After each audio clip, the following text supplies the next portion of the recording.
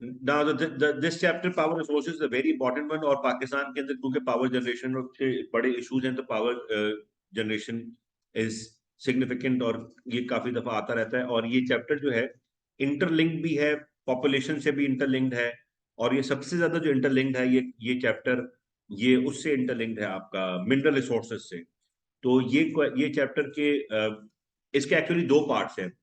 एक पार्ट तो ये है कि दो टाइप्स की एनर्जी पावर जनरेशन रिसोर्सेज होती है, टू कैटेगरीज। एक होती है रिन्यूएबल रिसोर्सेज और एक होती है नॉन रिन्यूएबल रिसोर्सेज। तो ये इसके दो पार्ट्स हैं। रिन्यूएबल रिसोर्सेज का मीनिंग सिंपली मैं बता रहा हूं, अभी एक्सप्लेन करूंगा। रिन्यूएबल रिसोर्सेज का मीनिंग होता है कि वो रिसोर्सेज जो कभी एग्जॉस्ट नहीं होती, वो चलती रहती हैं। और नॉन रिन्यूएबल रिसोर्सेज वो होती हैं जो वन टाइम यूज में खत्म हो गई। इसकी एक एग्जांपल रिन्यूएबल की क्या है? विंड है, सनलाइट है, पानी है। और नॉन रिन्यूएबल की एक एग्जांपल है जैसे गैस है, कोल है। ये सब नॉन रिन्यूएबल में आता है। तो इंपॉर्टेंस ऑफ पावर जनरेशन, पहले तो हम ये देख लेते हैं कि why it is very significant part of our economy, our country. Importance of power generation for our country Pakistan. In today's lifestyle, everything depends upon electricity. It has become lifeline of today's world. Most of our daily activities depend upon electricity. For example, education, communication, traveling, industry, everything we do in our daily life. For example, अभी जो हम ये अपना lecture record कर रहे हैं, ये भी लैपटॉप इलेक्ट्रिसिटी से चल रहा है। और ये सारी चीजें, इंटरनेट भी इलेक्ट्रिसिटी से चल रहा है। तो इलेक्ट्रिसिटी के बगैर अब हमारी लाइफ मुमकिन नहीं है, बिल्कुल भी मुमकिन नहीं है। अगर हम अपना मोबाइल चलाते हैं तो वो भी इलेक्ट्रिसिटी की जरूरत है। In generating electricity, Pakistan spends a lot of money. We generate electricity through oil, which is very expensive. So through alternate methods of power generation, such as renewable, we can save money. ये agriculture, ये trade वाले chapter के अंदर भी इसका link है। मैं आपको बताता हूँ वो कैसे। Pakistan is a developing country, which means that the economy is expanding and shifting towards industries. Developing countries क्या कर रही होती है? डेवलप्ड कंट्री जैसे अमेरिका है, या दूसरे कंट्री जर्मनी है, इंग्लैंड है, उनमें क्या होता है कि हर चीज इंडस्ट्रियल प्रोडक्ट होती है। इंडस्ट्रियल प्रोडक्ट के लिए इंडस्ट्री चलानी पड़ती है, इंडस्ट्रीज के लिए मशीन होती है, मशीन चलती है इलेक्ट्रिसिटी से। तो electricity becomes the backbone of your economy and your trade and your earning. Without electricity there could be no communication with other country, जैसे इंटरनेट की, जैसे हमने बात की। तो ये सब चीजें जो है इलेक्ट्रिसिटी से लिंक्ड हैं। अब हम रिन्यूएबल एनर्जी की बात करें। रिन्यूएबल की मैंने आपको एग्जांपल दे दी। रिन्यूएबल के अंदर सबसे पहला जो है वो ये देख लेते हैं, वाटर। वाटर की भी दो चीजें होती हैं, एक टाइडल होता है और एक रिवर के ऊपर होता है। ये दोनों ही मैं आपको एक्सप्लेन कर देता हूँ, और ये बहुत ही इंपॉर्टेंट है। वाटर रिसोर्सेज, वाटर के दो तरीके से रिन्यूएबल एनर्जी होती है। नेचर के अंदर वाटर से हम कैसे पानी से बिजली बनाते हैं। नेचर के अंदर दो, एक तो फ्लोइंग वाटर है जो कि रिवर का वाटर होता है। रिवर का फ्लोइंग वाटर से हम एनर्जी क्रिएट करते हैं। मैं बताता हूँ उसका प्रोसेस क्या होता है। और दूसरा जो वाटर के रिसोर्स है जिससे हम पानी जनरेट कर सकते हैं, वो टाइडल वेव एनर्जी है। टाइडल वेव का मतलब होता है कि अगर आप कराची के समंदर पे जाएं, तो अगर आप वहां पे खड़े हो तो आपके आके लहरें टकराती हैं आपके पाँव के अंदर, और जितना आप डीप तक जाते रहते हैं उतना आपको जो समंदर की जो टाइडल वेव की जो पावर है वो फील होगी। वो इतनी ज्यादा फील होती है कि आप जब अपने नेक तक पानी के अंदर चले जाएंगे तो you can not stand still. वो इतना ज्यादा आपका थ्रस्ट करती है कि आप पूरे गिर जाते हैं, हिल जाते हैं।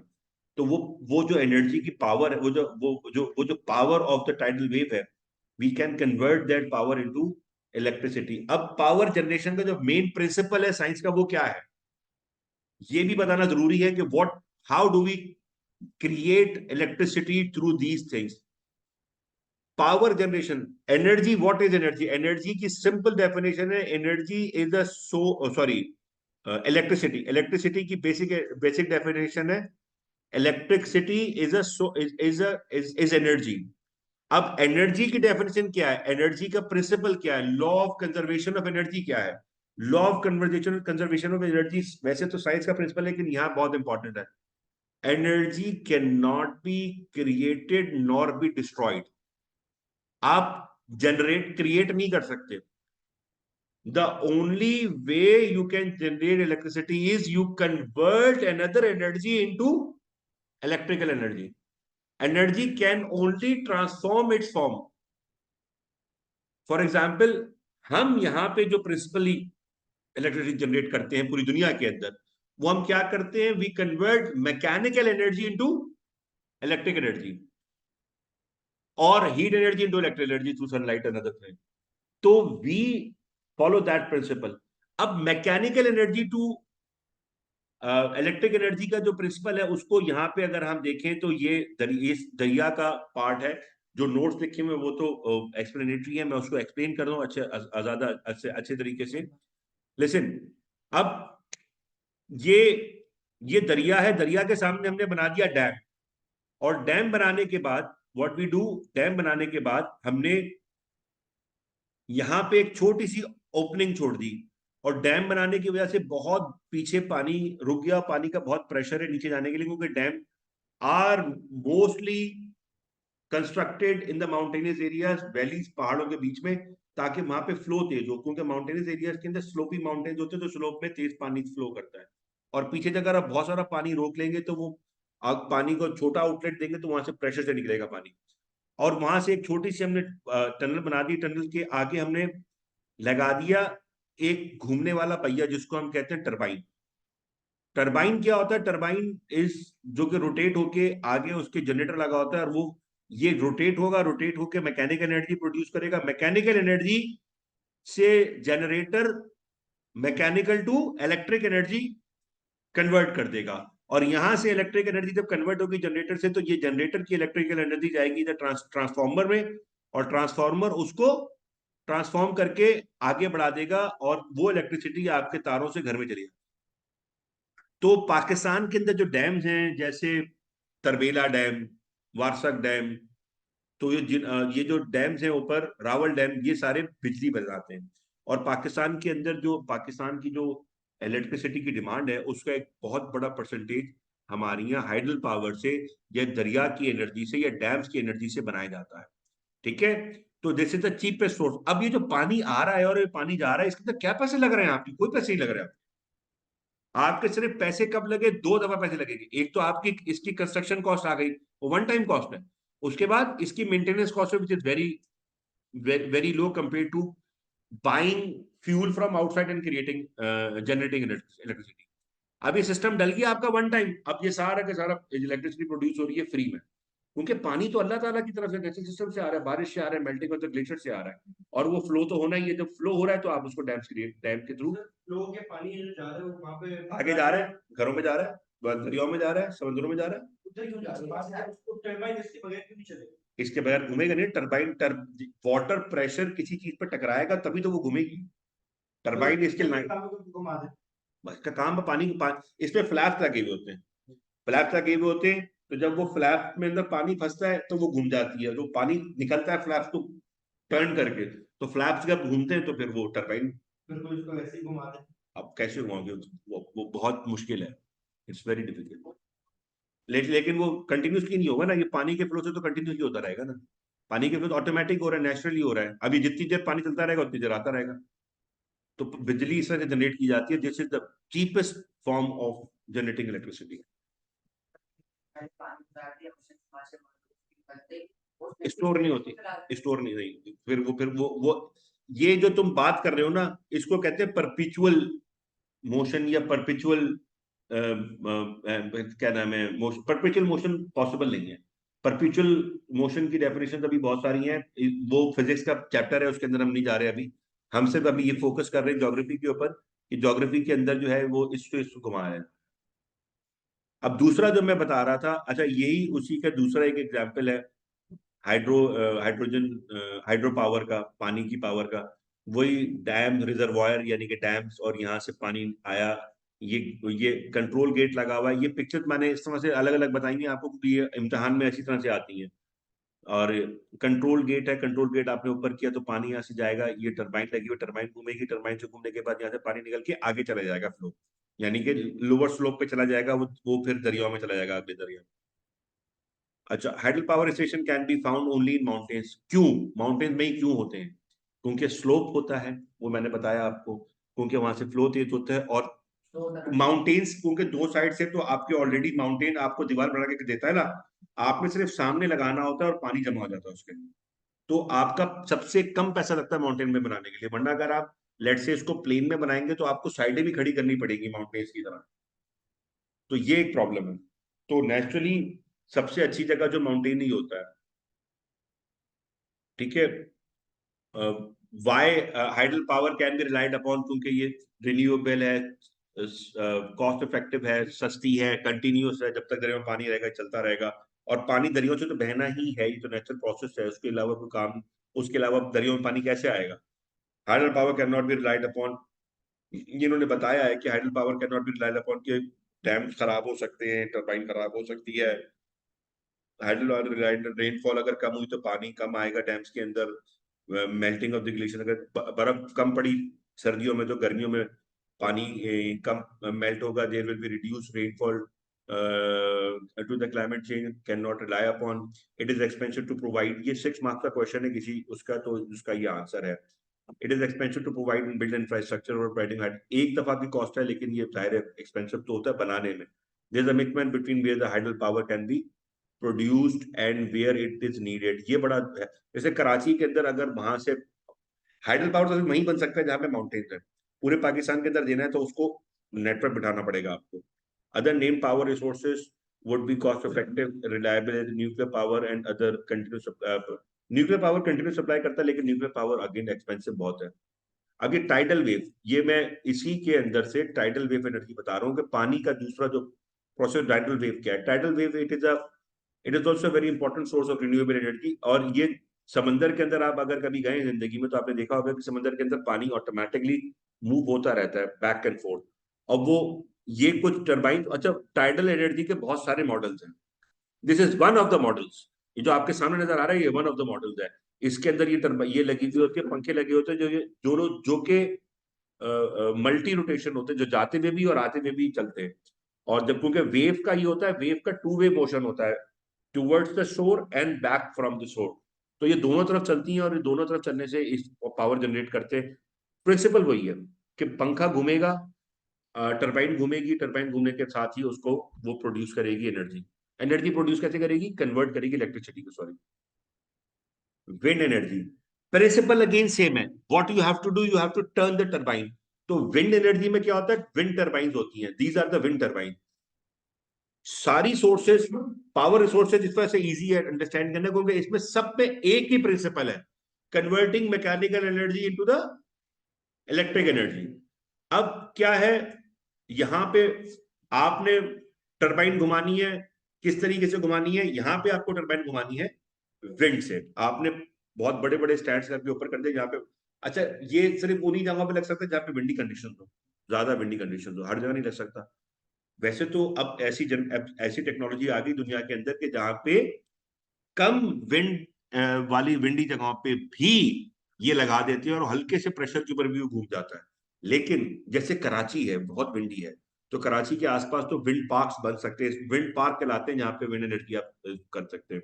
सोलर पार्क कहलाते हैं जहाँ पे सोलर एनर्जी आप क्रिएट करते हैं।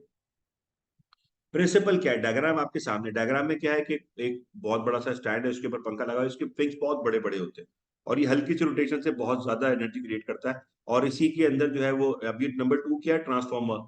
यहाँ से वो ट्रांसफार्मर करके बिजली को कन्वर्ट करके, 3 क्या है, सब स्टेशन, जहाँ से वो बिजली को सप्लाई करके ट्रांसमिशन लाइन्स के अंदर भेजता है, वो आपके घर तक पानी, आपके घर तक बिजली आती है। ठीक है, तो प्रिंसिपल वही है, converting the mechanical energy into electrical energy. ये प्रिंसिपल ध्यान में रखिएगा, यही प्रिंसिपल आगे भी आएगा। अब आगे आ जाए, अगला क्या है, सोलर एनर्जी। सोलर एनर्जी जो है वो, solar energy amongst all the renewable sources of energy, solar energy generates the least amount of electricity compare to the other, मतलब हाइडल और वो उससे विंड से कंपैरिजन में सबसे कम करती है हीट एनर्जी। लेकिन फिर भी ऑब्वियसली सोलर एनर्जी पाकिस्तान के अंदर तो बहुत ही अच्छी है क्योंकि अच्छा ये सोलर पे सवाल आ सकता है क्योंकि अभी रिसेंटली पाकिस्तान के अंदर डेवलपमेंट हो रही है सोलर के ऊपर। पाकिस्तान के अंदर अभी रिसेंटली जो करंट गवर्नमेंट आई है विद इन लास्ट 2-3 मंथ्स, उन्होंने आके सोलर पैनल्स की प्राइस को कम किया और उस पर इम्पोर्ट ड्यूटी कम कर दी है क्योंकि मोस्टली बाहर से आते हैं। तो बाहर से जब आ रहे होते हैं तो उसके जो इक्विपमेंट है उसको सस्ता कर दिया ताकि लोग अपने घरों को कन्वर्ट कर लें सोलर पावर के ऊपर। सोलर पावर को कन्वर्ट करने से पाकिस्तान की गवर्नमेंट को क्या फायदा होगा, पाकिस्तान की गवर्नमेंट को यह फायदा होगा कि घरों पे बिजली पहुंचाने के लिए जो पाकिस्तान की टोटल रिक्वायरमेंट थी उसमें कमी आ जाएगी। जब उसमें कमी आएगी तो पाकिस्तान जो ऑयल डिपेंडेंट इलेक्ट्रिसिटी जनरेशन कर रहा है तो पाकिस्तान को ऑयल इंपोर्ट कम करनी पड़ेगी। जब ऑयल इंपोर्ट कम होगी तो कई million billions of dollars Pakistan के बचेंगे, क्योंकि पाकिस्तान का ट्रेड के अंदर हमने पढ़ा है और पढ़ते हैं हम ट्रेड के अंदर कि पाकिस्तान का सबसे बड़ा import bill is on oil products. तो और ऑयल के थ्रू हीट एनर्जी जनरेट करके आप हाइड्रो वो जो थर्मल पावर एनर्जी बनाते हैं, वो भी आगे हम एक्सप्लेन करेंगे। तो उससे तो सोलर पैनल भी ये इसके अंदर इलेक्ट्रॉन्स और प्रोटॉन्स का फोटॉन्स का पूरा सिस्टम है जिसके अंदर ये इलेक्ट्रिसिटी जनरेट करते हैं। It converts actually heat energy into electric energy. Again it is conversation of law of conversion of energy works over here.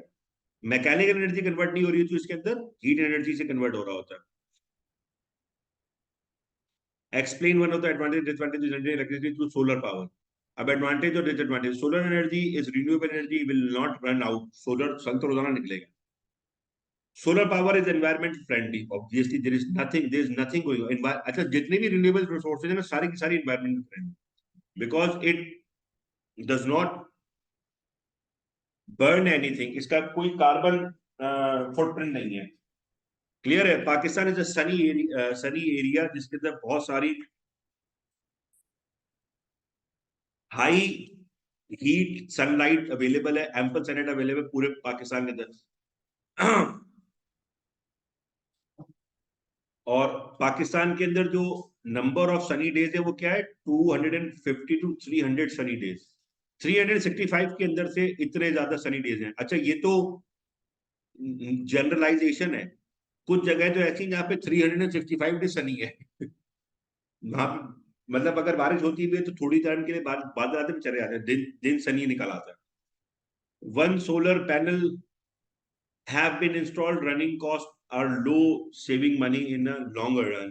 Small solar panels can provide home electricity। अभी बहुत सारे घरों के अंदर जो लोग इस कोर्स में भी पढ़ रहे हैं उनके घरों में भी बहुत सारे लोगों को सोलर एनर्जी लगी होगी और रिश्तेदारों के घरों में लगी होगी। सोलर पैनल्स आर पोर्टेबल, एक जगह से निकाल दूसरी जगह आप ले जाकर आराम से लगा सकते हैं और इजी टू हैंडल होती है। Solar panels are low maintenance, minimal running cost, need servicing. Disadvantages क्या है? अमाउंट ऑफ पावर जनरेटेड पर solar panel is quite small, जो पहले भी मैंने बताया कि दूसरों से कम। Development of solar farms takes a large area, area बहुत बड़ा चला है। अगर आप लेट से गवर्नमेंट लेवल के ऊपर बना रहे हैं ना तो एरिया आपको डेडिकेट करना पड़ेगा। इसका सोल्यूशन क्या है? इसका बेस्ट सोल्यूशन ये है कि आप रूफटॉप पे लगाएं। जैसे कराची को अगर देखा जाए तो कराची के अंदर millions and millions of buildings हैं और कराची का जो जितना भी एरिया बिल्डिंग से कवर्ड है अगर लेट से 100% कराची की बिल्डिंग्स की छतों के ऊपर आप सब पे अगर ये लगा दें सोलर पैनल तो कराची की बिजली लोकली जनरेट हो जाए। इतनी इतनी जगह है, इतनी ज्यादा पावर जनरेशन आप कर सकते हैं। और एक और काम है अर्बन एरियाज के अंदर सोलर पैनल लगाने का, ये मैं आपको टेक्निक बता रहा हूँ कि अगर आपसे पूछा जाए कि अर्बन एरियाज में कहाँ बना सकते हैं, पार्किंग लॉट्स के ऊपर आप लगा सकते हैं सोलर पैनल। उससे शेड भी प्रोवाइड हो जाता है और सोलर पैनल भी बन जाता है। बहुत सारे पार्किंग शेड है ना, जैसे आपके घरों में भी पार्किंग शेड होगा, बहुत सारे लोगों के ऑफिस में, स्कूल्स के अंदर, कॉलेजेस के अंदर आपने पार्किंग शेड देखा होगा। पार्किंग शेड क्या होता है? आपने स्टील की या दूसरी छतें बनाई हुई होती हैं, उसकी जगह अगर आप सोलर पैनल लगा लें तो आपको पार्किंग शेड भी मिल गया गाड़ी का और पावर जनरेशन भी हो गई। लेट से अगर आपने 20 गाड़ियों का शेड बनाया हुआ तो 20 गाड़ियों का शेड तो बहुत बड़ा लैंड एरिया होता है। 20 गाड़ियां तो पार्क हो नहीं है वहां पे, गाड़ियां पार्क हो रही हो पर आप सोलर पैनल लगा दें तो कितनी ज्यादा पावर जनरेशन हो सकती है। ये एक एडिड चीज है तो अभी तक डिस्कस नहीं तो मैंने बता दी। डिसएडवांटेजेस क्या है? Low energy created, development of solar farms takes up large areas. ये हो गया expensive to buy panels, one time expensive होते हैं और इसके अंदर बैटरी और इन्वर्टर्स की इन्वेस्टमेंट भी होती है जो कि हर साल आपको रेगुलरली मेंटेनेंस पर डालनी पड़ती है। Low power is generated. अच्छा इसमें ये सबसे बड़ा नुकसान ये है कि सन के टाइम पे ही होगा, रात में नहीं हो सकता। अगर रात को आपको करना है तो क्या करेंगे आप? बैटरी लेनी पड़ेगी, बैटरी के लिए फिर वो पैसा लग जाता है extra. Some regions of Pakistan have long periods of cloudy, rainy and snow weathers. Northern areas के अंदर जाहिर है नहीं होता वहां पे। Solar panels can get covered in dust and sand, requires cleaning and sure. ये भी है क्योंकि अगर वो मट्टी और गंदगी उसके ऊपर पड़ जाए तो उसकी कैपेसिटी टू ऑब्जॉर्ब हीट कम हो जाती है, तो उसको करने के लिए you need to clean them on regular basis. Geothermal power क्या होती है? जियोथर्मल पावर ये होती है, इसके अंदर की मैंने पिक्चर दी हुई है। नहीं, जियोथर्मल पावर बताता हूँ आपको। जियो का मतलब होता है अर्थ, और थर्मल का मतलब होता है हीट। जियोथर्मल ये होता है कि बहुत सारी जगहों पे जमीन के नीचे पानी के रिसोर्सेज, आपको पता है पानी जमीन के अंदर जैसे बोरिंग का पानी हम निकालते हैं, तो कुछ जगहों पे जहां पे लावा कंडीशंस होती हैं, वहां पे वो पानी उस लावा कंडीशन से हीटअप हो जाता है। जब वो पानी उससे हीटअप हो जाता है तो वहां से वो स्टीम बन के निकलता है, और वो नेचुरली निकल ही निकल रहा होता है। तो आप क्या करते हैं, उसके ऊपर अपना प्लांट लगा देते हैं, और उस स्टीम से आप टरबाइन लगा देते हैं। वो स्टीम की पावर से टरबाइन घूमती है और उससे पावर जनरेशन होती है, तो थर्मल पावर है।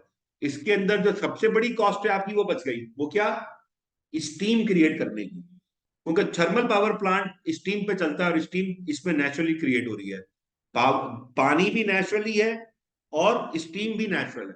तो आप जब जियो थर्मल पावर प्लांट लगाते हैं, इसमें अनफॉर्चुनेटली पिक्चर अवेलेबल नहीं है तो मैं आपको दिखाता, उसके अंदर ये दिखाया जाता है कि जहां से स्टीम निकल रही है ना, वहां पे आपने एक ट्यूब लगा दी बहुत बड़ी, जो उस स्टीम को कैप्चर कर रही है, उसके साथ ही आपने टरबाइन लगा दी। जब स्टीम तेजी से निकलती है तो टरबाइन को पुश करती है, टरबाइन को पुश करने से mechanical energy converted to electricity energy. उसी स्टीम को वो ट्रैप कर देते हैं, और ट्रैप करके आगे जाके कूल कर देते हैं, कूल करके कंडेंस करके पानी बना देते, तो पानी बना के वापस जमीन उड़ा देते। तो वो साइकिल बन जाता है ऑटोमेटिकली। वही पानी वही स्टीम, वही पानी वही स्टीम उसके अंदर घूमता रहता है। और हीट अल्लाह ताला की क्रिएटेड है, जियो हीट, जो कि लावा की हीट होती है। तो पानी है नीचे, पानी ऊपर है, लावा नीचे है, वॉल्केनिक लावा, जो कि जमीन के नीचे बहुत सारी जगह होती है जहाँ पे जरूरी नहीं वॉल्केनो ही हो, लेकिन वॉल्केनिक एरियाज के करीब भी और वॉल्केनिक के दूर भी कहीं पे भी ऐसा होता है कि हीट स्पॉट्स होते हैं जमीन के नीचे, और वो हीट स्पॉट्स इसको ऑटोमेटिकली जनरेट कर रहे होते हैं।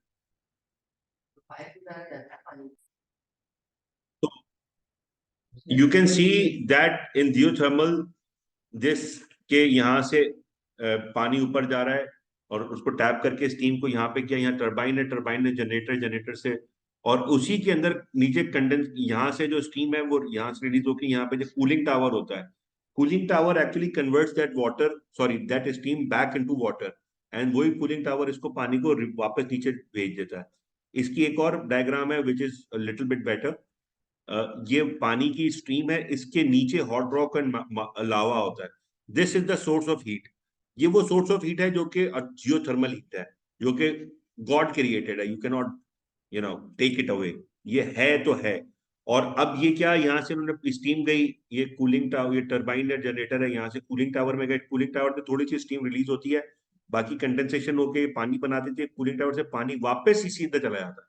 तो ये एक साइकिल है ऑटोमेटिकली। अब इसमें देखो जियोथर्मल के अंदर कितनी जबरदस्त पावर रिसोर्स अवेलेबल है, ये कि आपका जो सबसे ज्यादा पैसा लगता है वो इसमें लगता है हीट में और पानी को लाने में, ये दोनों चीजें फ्री हैं। सिर्फ आपको ये दफा लगाना, एक दफा लगाना है। तो geothermal is a very good source of energy. ये पाकिस्तान के अंदर कुछ जगहों पे लिमिटेड जो non renewable source of energy की बात करें, non renewable source of energy, ये ऑयल,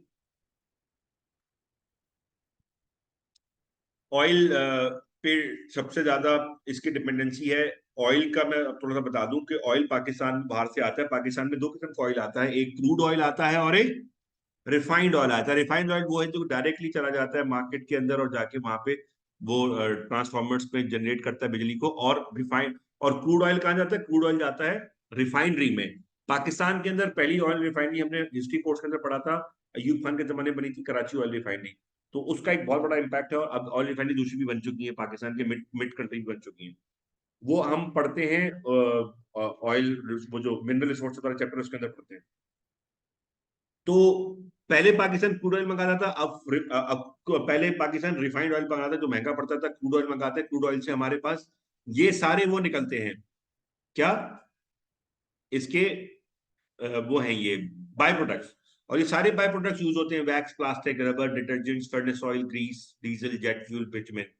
ये क्रूड ऑयल, अच्छा ये कहाँ कहाँ इंडस्ट्री लगी हुई है, ये सारा को सारा इसके अंदर मेंशन्ड है।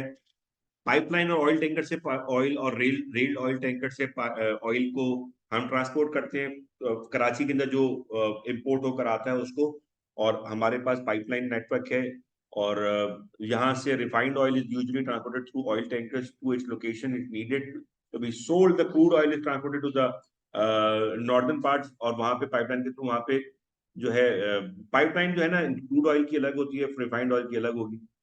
क्रूड ऑयल जो है फिर वो महमूद कोट के ऊपर वहां पे एक रिफाइनरी है, वहां पे भी जाता है, और oil refinery PARCO. Today many different companies are searching for oil in Pakistan. PARCO refine Pak refinery companies almost is the most important one establishing refineries and transport in Pakistan. The future project of Parco is white pipeline. White pipeline क्या है? जिसमें crude oil क्योंकि गंदा होता है, उसमें impurities होती हैं। अभी हमारे पास क्रूड ऑयल पाइपलाइन है, अभी हमें व्हाइट पाइपलाइन लगानी है जिसके अंदर साफ सुथरा रिफाइंड ऑयल जा सके। तो हम यहाँ से अगर हमें यहाँ से पेशावर या लाहौर रिफाइंड ऑयल भेजना है तो हमारे पास सिर्फ ऑयल टैंकर है या ट्रेन रेल टैंकर्स हैं, पाइपलाइन हमारे पास अवेलेबल नहीं है। तो white pipeline is going to be separate than the crude oil pipeline. अभी हम क्रूड ऑयल पाइपलाइन से तो भेज रहे हैं वहां पे। अगर रिफाइनरी का क्या फायदा होता है, just show you. Pakistan oil account of the largest bill compare to oil all imports of Pakistan. It is true that Pakistan cannot go ahead without oil, but we need to utilize other resources available to us. This way we can cut down our annual import bill. अच्छा, पाकिस्तान में कहाँ कहाँ oil refineries available हैं? अटक, मोरगा, Potwar, platter, Rawalpindi में है। Park अरब, पार्को, Mahmood coat, Muzaffarabad, Multan district के अंदर है। बाइको पेट्रोलियम खलीफा पॉइंट हब में है। Pakistan refinery Karachi, national refinery Karachi, Enar refinery Karachi, trans Asian refinery Karachi, Byco refinery Karachi, Bosicor refinery Hub Karachi, Khalifa coastal refinery Lasbela district Kharan. Karachi के अंदर 1 2 3 4 5 6 ऑयल रिफाइनरीज हैं। कराची के अंदर सबसे ज्यादा ऑयल रिफाइनरीज क्यों है? क्योंकि सारा क्रूड ऑयल आता ही कराची में और यहां से फिर आगे डिस्ट्रीब्यूट होता है। और मिड कंट्री जो ये रावलपिंडी अपर कंट्री में अटक था, और ये पाक अरब पार्कों की मुजफ्फराबाद मुल्तान पे जो मिड कंट्री है, यहाँ पे ऑयल रिफाइनरी, और ये खारान बलूचिस्तान के अंदर है। अच्छा, ऑयल रिफाइनरी क्या होती है और किस तरह से वो सिग्निफिकेंट है, उसका जरा ये देख लीजिए आप डायग्राम, तो आपको पता चलेगा। जब हम क्रूड ऑयल डालते हैं तो क्रूड ऑयल यहाँ से ये रेड से लेके लाइट कलर हो रहा है, और वो जो प्रोडक्ट्स निकलती है कितनी हीट के ऊपर, और उससे क्या चीजें बनती हैं। सबसे पहले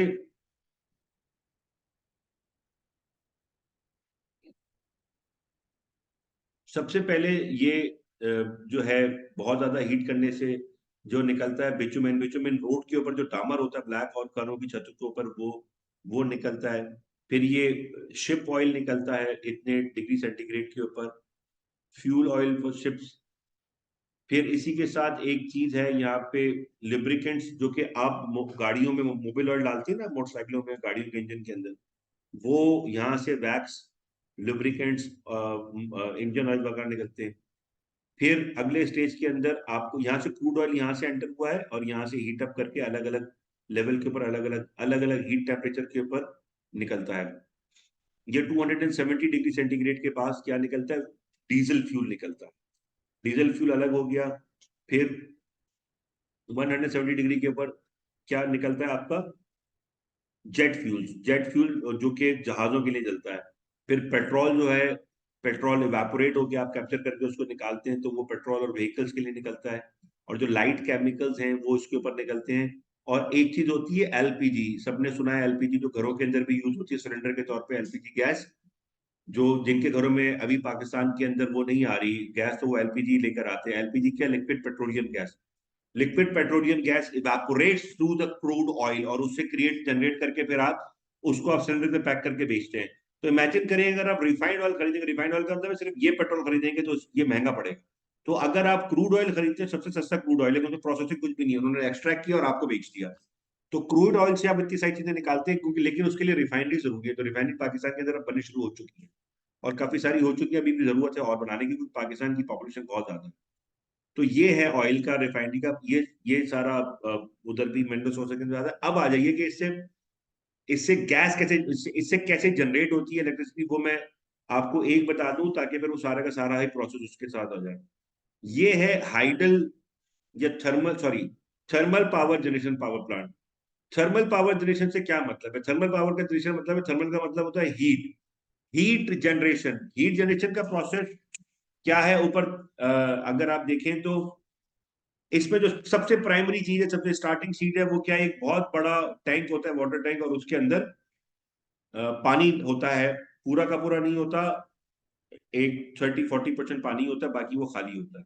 और उस पानी को जब आप बॉईल करते हैं, नीचे हीट देके, तो जाहिर है पानी में क्या होगी, गैस प्रोड्यूस होगी, यानी कि वेपर्स, वाटर वेपर बनेंगे, और वो गैस निकलेगी। अच्छा, होता क्या है, ये जो प्रेशर कुकर, जिस तरह से घर में आपके पानी खाना पकता है, पानी उसके अंदर डाल के, उसी सेम प्रिंसिपल है। तो उसके अंदर से बहुत तेजी से फिर स्टीम निकलती है। वो स्टीम जो होती है, गैस, टेक्निकली फिजिक्स का प्रिंसिपल है कि gas is a form, matter की फॉर्म है, और उसका जो gas occupies more space than solid and liquid. तो liquid petrol, sorry, liquid water और गैसियस वाटर, स्टीम, स्टीम को ज्यादा जगह चाहिए। स्टीम फिर वो वहां से स्केप करता है। जब वो स्केप करता है, तो उसको स्केप करने के लिए हमने एक छोटा सा पाइप दिया हुआ होता है, यहां से पाइप छोटा सा, ताकि वहां से वो तेजी से निकले। जब वो वहां से तेजी से गैस निकलती है, तो उसके आगे हमने लगा दिया वो टरबाइन, पहिया घुमाने का व्हील बनाया।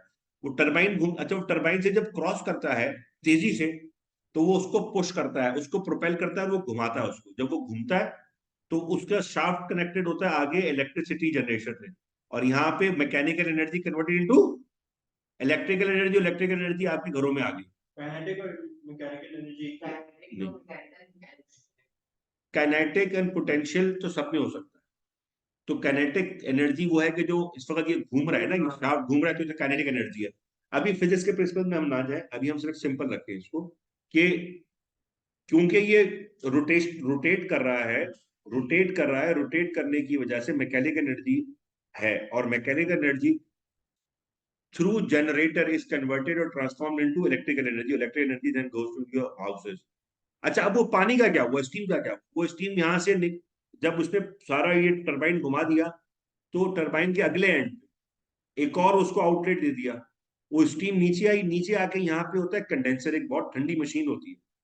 वो ठंडी मशीन क्या करती है, गैस जब आप ठंडा करेंगे, स्टीम को ठंडा करेंगे, तो it will turn into water again. ठीक है, ये एग्जैक्टली वही चीजें जो आपके घरों पे, गाड़ियों पे सुबह के टाइम पे ड्यू पड़ी हुई होती है। ड्यू भी ऐसे ही बनती है। What is due? Due is actually the water vapour in air. और रात को क्योंकि ठंडा हो जाता है आपके, आपका क्या नाम है, एनवायरमेंट, तो वो जो एयर में वाटर होती है, जो स्टीम होती है, वो कन्वर्ट हो जाती है वेपर में, और वो फिर आपके ड्यू बन जाता है। इट इज कंडेंसेशन हो रही है ना, वो कंडेंसेशन प्रोसेस है। तो condensation is the process in which steam is converted into liquid. ठीक है, ये यही प्रोसेस। अब गैस, ऑयल, कोल और न्यूक्लियर में सिर्फ ये जो सोर्स ऑफ एनर्जी ना, ये चेंज होता है। लिसन टू मी, बाकी सारा प्रोसेस सेम है। सिर्फ ये जो जनरेशन ऑफ हीट है ना, ये इंपॉर्टेंट है, ये कैसे ये हो रही है। तो हमने पेट्रोल का, ऑयल का कर लिया। Gas, gas is one of those natural resources which are in abundance in Pakistan, we know that. First time gas was discovered in the location of Sui in the northern Balochistan. Since then, the people of Pakistan are utilizing it. Gas can be used for power generation also. Gas is transported in two ways in Pakistan: pipeline and gas tankers. The main gas pipeline is running along the path of River Indus, because most of the major towns and cities of Pakistan are located there. Gas pipeline वहां चली जाती है जहां पे urban areas हो। पाकिस्तान के अंदर gas fields कहाँ कहाँ है? मर्री, लोअर सिंध, पीर को बलूचिस्तान, मियाल एंड धरनाल एंड पोटवा प्लेटो। ये बलूचिस्तान की पीर को ही है, जहां से फिर वो सुई के मुकाम पे निकलता है।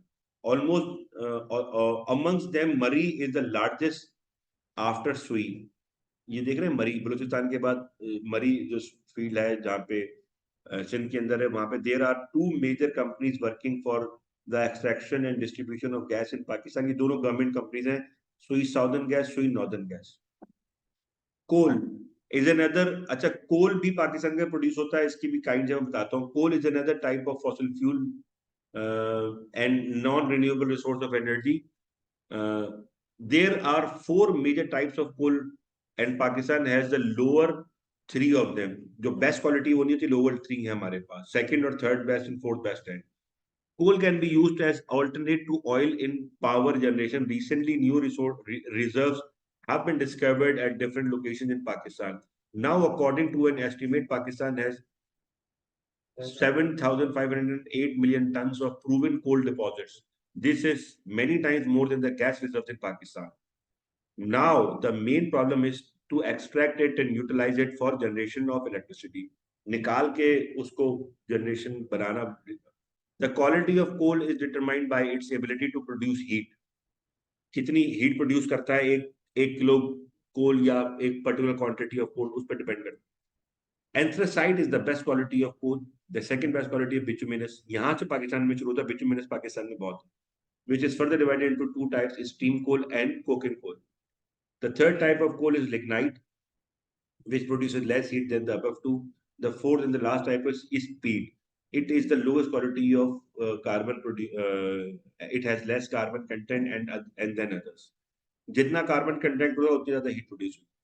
Coal is transported through rail and road. However, today Pakistan is not utilizing coal to its best potential.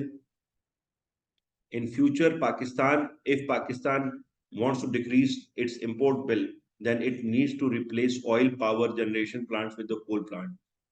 कोल क्योंकि लोकल है और इंपोर्ट करना अच्छा इसमें एक अभी 2017 के अंदर एक पावर प्लांट लगा है कादराबाद में, पंजाब में, लाहौर के करीब. लाहौर से तकरीबन 170 किलोमीटर पहले, 160 किलोमीटर पहले कादराबाद में.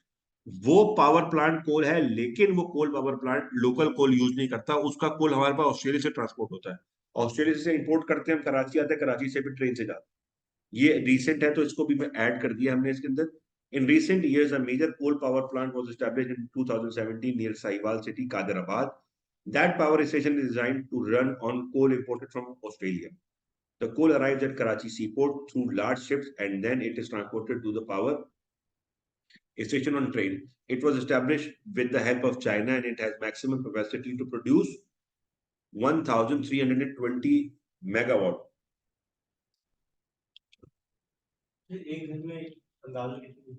डिपेंड्स आपके घर में कितने एसी हैं, कितने एक नॉर्मल घर 1-2 एसी के साथ जो है वो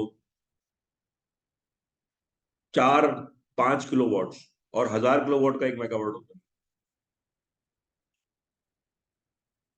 1000 किलोवाट का 1 मेगावाट होता है, तो ये 3000 मेगावाट. 4-5 kilowatt is enough. एक नॉर्मल घर नहीं पर मतलब एट वन टाइम मंथली नहीं होता वो इस तरह से किलोवाट नहीं. आप ये मतलब 5 या 6 किलोवाट आपके घर में है तो 2-3 एसी, 1-2 एसी, बिजली, फ्रिज वगैरह चला जाएगा, पानी की मोटर चला जाएगा.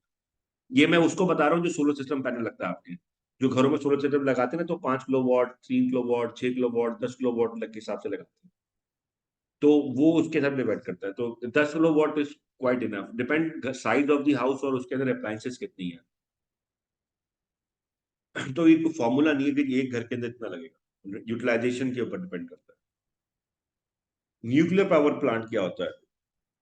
Nuclear power plant is the best non-renewable resource of energy. Why? Because it produces the maximum amount of heat with the lowest amount of input.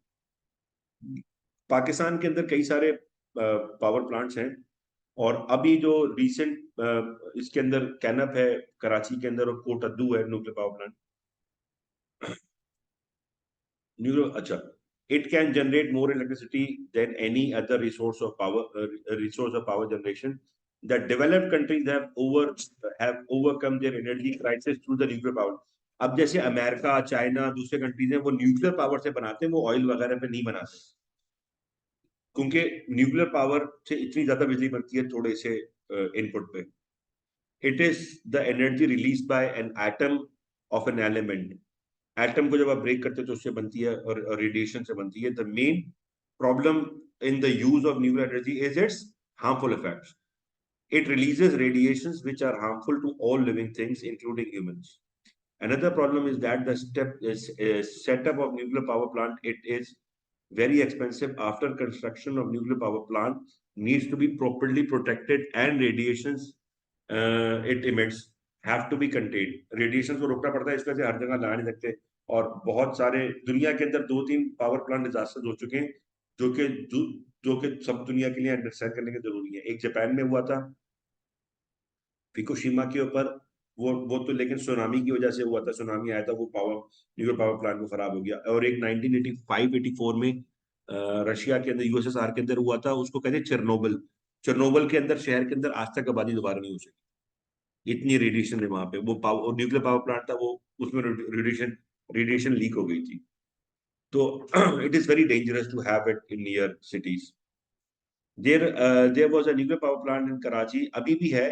It is also known as KANUPP Karachi nuclear power plant, which was established with the help of Canada in 1970।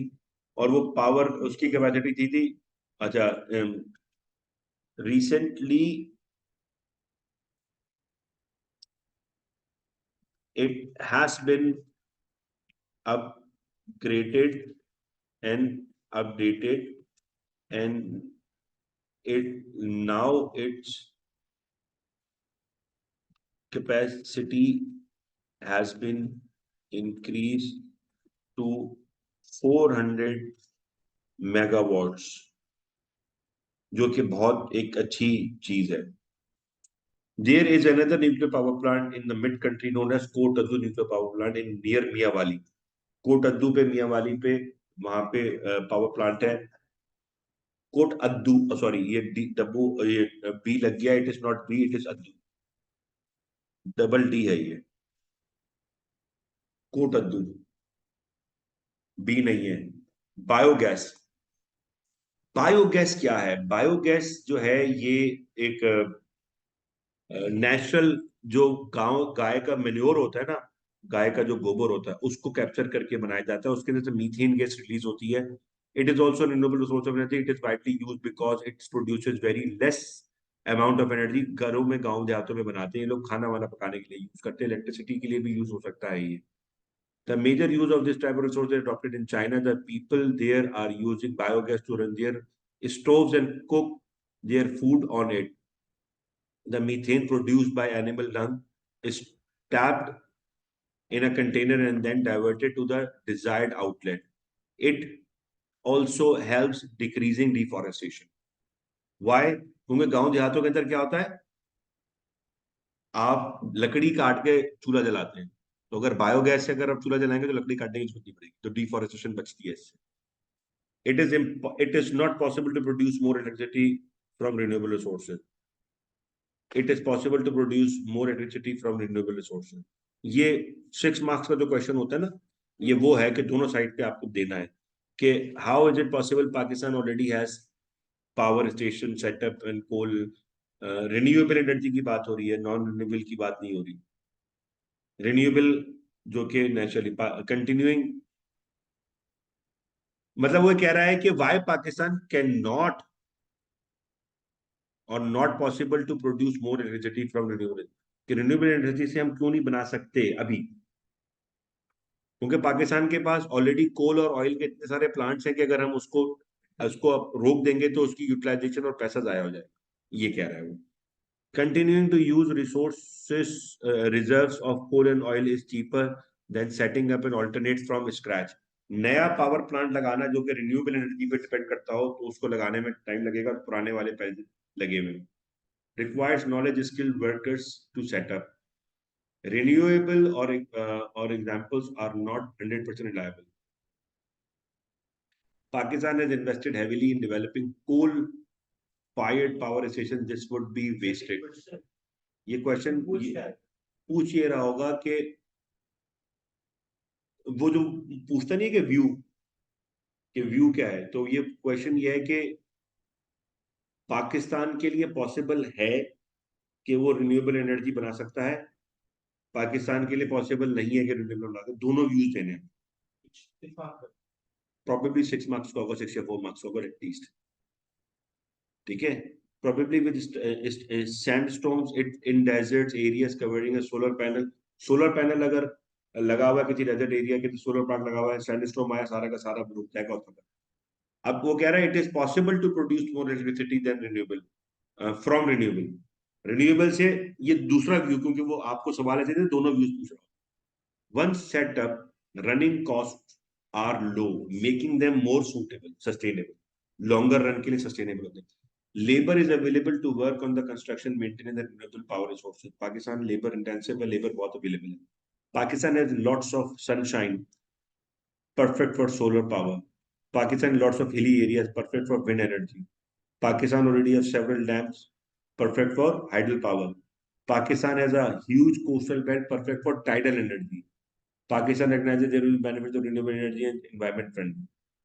Pakistan के अंदर इतनी सारी resources हैं renewable energy की, तो Pakistan can produce energy मोर, और Pakistan needs to convert. इसमें और भी लिख सकते हैं कि पाकिस्तान को अगर अपनी इकोनॉमी को बेटर करना है और इंपोर्ट बिल को कम करना है, तो Pakistan needs to lower its dependency on the renewable resources and move toward non renewable resources, sorry, non renewable से रिन्यूएबल रिसोर्सेज तरफ कन्वर्ट करना चाहिए। ये चैप्टर भी एंड हुआ। Thank you.